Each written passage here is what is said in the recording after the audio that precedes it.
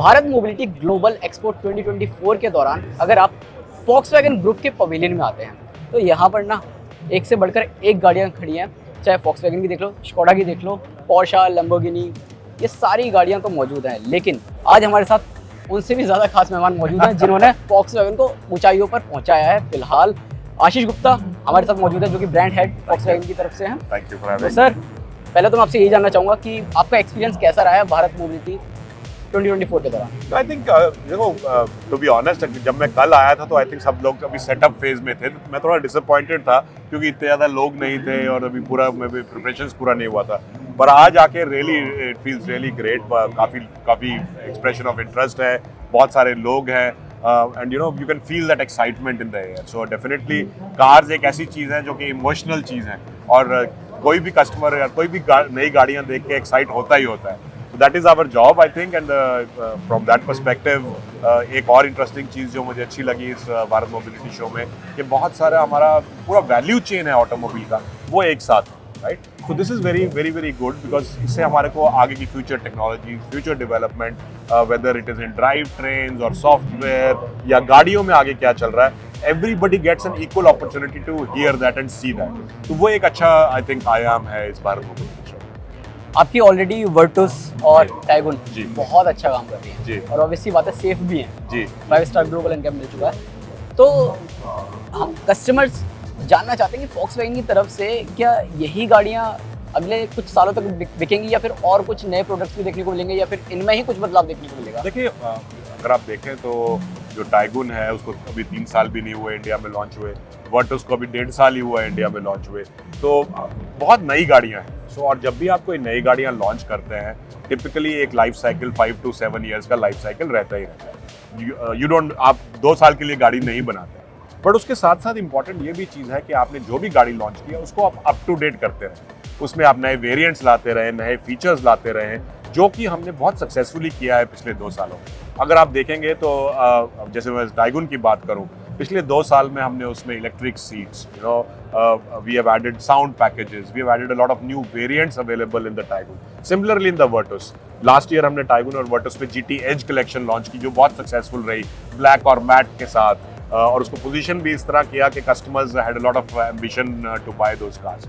तो आपको हमेशा अपनी प्रोडक्ट को फ्रेश रखना और एक्साइटिंग रखना बहुत ज़रूरी है और रेलेवेंट रखना बहुत ज़रूरी है।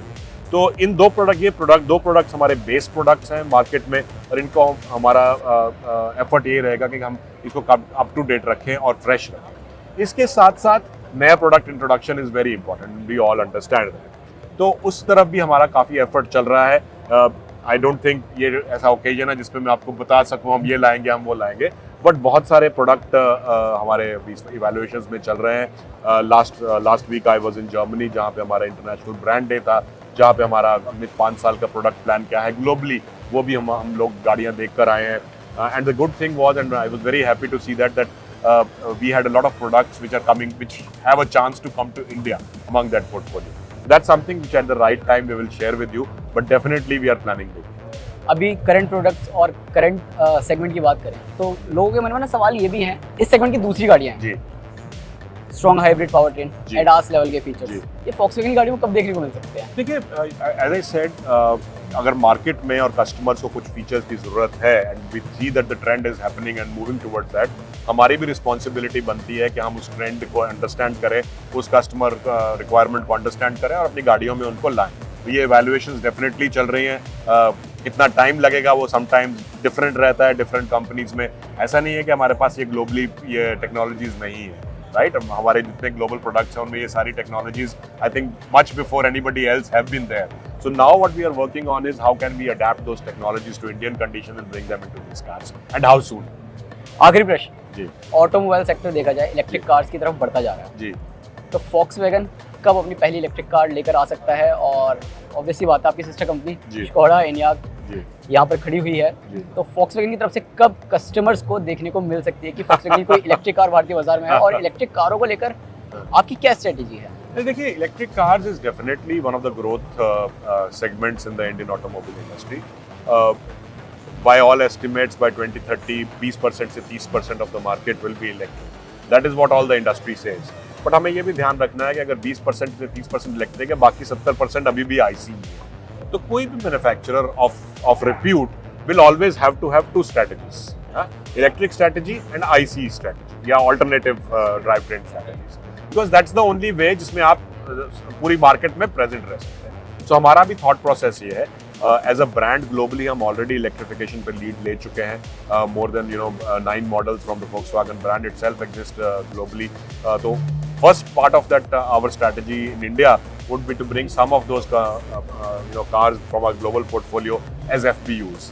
Again, very premature to say when, but I am hopeful that this year we should be able to share some news on introduction of that cars into India. Second part of electric strategy is local assembly of the cars, which also is something which we are planning for. And of course, the end point is local production of electric cars, which is also in the plan. Thank you sir, thank you for joining. Thank you. I hope आपके सभी सवालों के जवाब मिल चुके होंगे, और अगर आपको अभी भी लगता है कि कुछ प्रश्न मुझसे मिस हो गए हैं तो आप हमें नीचे कमेंट सेक्शन में पूछ सकते हैं.